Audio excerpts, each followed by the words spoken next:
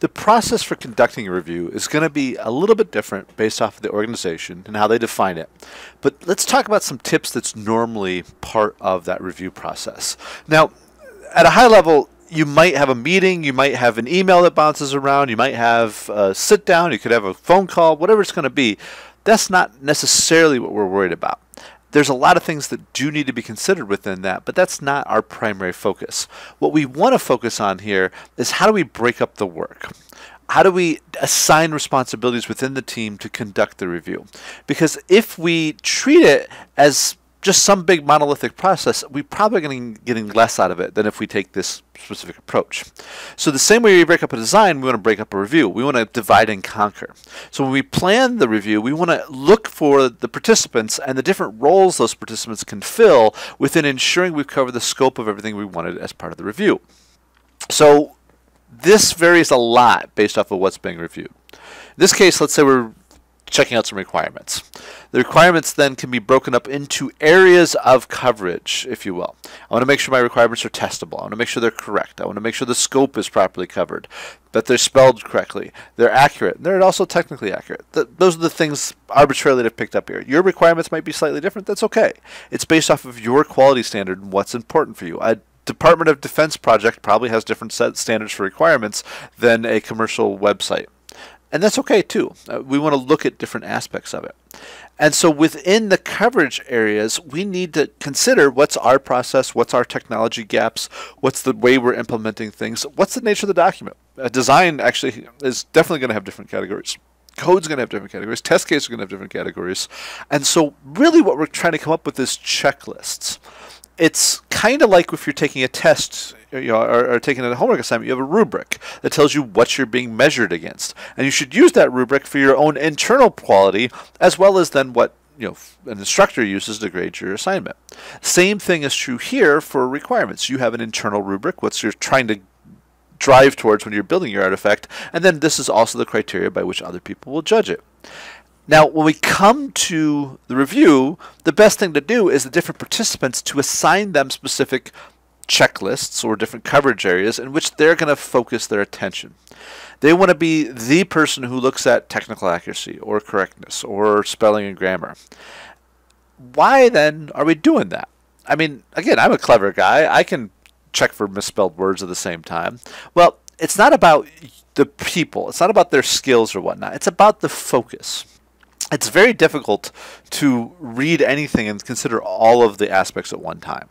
If you're reading a novel for fun, you probably will overlook some grammatical errors or spelling errors or type print errors or plot holes or any number of things along the line. You come back later on, this is common in movies, and somebody points out this huge hole in the plot, and you're like, how did I miss that? How did I not really catch that and care about that? Well, it's because you were focused. Same thing happens in reviews.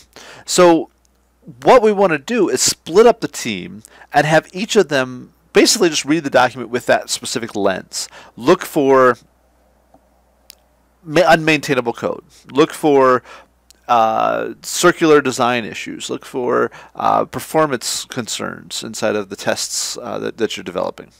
And given that focus, the two teams can kind of come together with the errors they found and look for that whole list. So we want to basically assign people based off their expertise. We want to make sure, instead of just having, oh wait, we had 6 people, yay, we reviewed it. What if all 6 people had the same background, the same expertise? What if we had nobody who knew security? Well, we probably don't have a good eye of whether a system's secure. So we want subject matter experts, we want quality analysts, we want business analysts, we want project managers, we want developers, we want business representatives. Whatever those roles are, we want to make sure they're there. And honestly, it saves those folks time. So the top part is just kind of a random representation of, if I just said show up to the meeting and look at it, what would people cover? Well, Jim, he's their technical guy. He's going to look at that, but he also worries about whether the requirements are correct or not, whether they're accurate.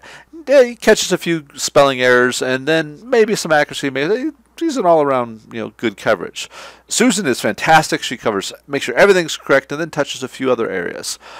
Bob, he's a good guy, but he's supposed to be checking spelling and grammar, but he gets so wrapped up in the requirements and enjoying them, he may be defocused a little bit, and then Karen's all over the board.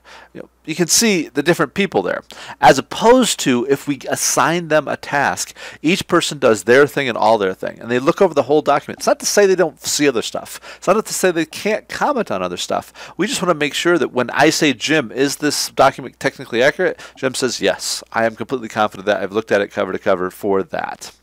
So in practice, reviewers look at what they look at.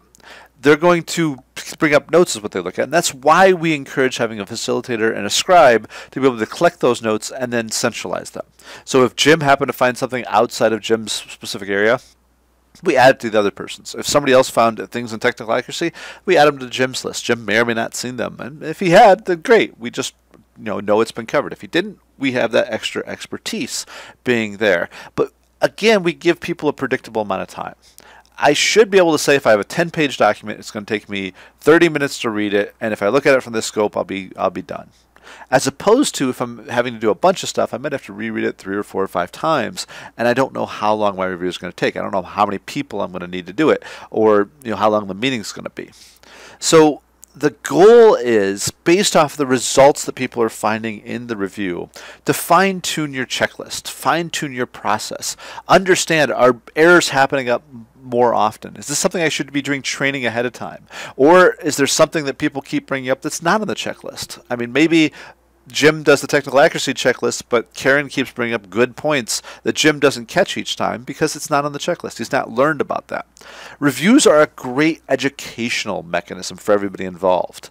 When you see people bring up concerns, it gives you a chance to see how other people think. It gives you a chance to see from their experience, and thus we can really expand out the amount of knowledge everybody who participates in the review gets, but only if we're diving deep, if we're looking thoroughly at each area, and we're not going through all the the surface issues. The spelling thing should always be saved to last, probably taken offline. But they're so obvious when people don't review the document ahead of time. They see them, they catch them, we go through them as a first bit, just so people have something to say. And so what we really want to do is find a way to improve our process, to come back to those checklists, as I said, make them better, look for common errors, common attributes, common style guides, because that'll not only improve the reviews, it'll hopefully give feedback to people before they've done the code of what they should, or the design or whatever they're doing. Understanding that checklists are not everything. They're not a replacement for people. I can't take anybody off the street, hand them a checklist, and say, boom, there it goes. They're a reminder, if anything else, to go through, did I look at these things? Ideally, the reviewers are looking at the checklist before they review, they read the document, and then they go back to the checklist when they're done to make sure did they get those things. The more reviews you do, probably the less you need the checklist specifically, but it's still useful to be able to give that feedback.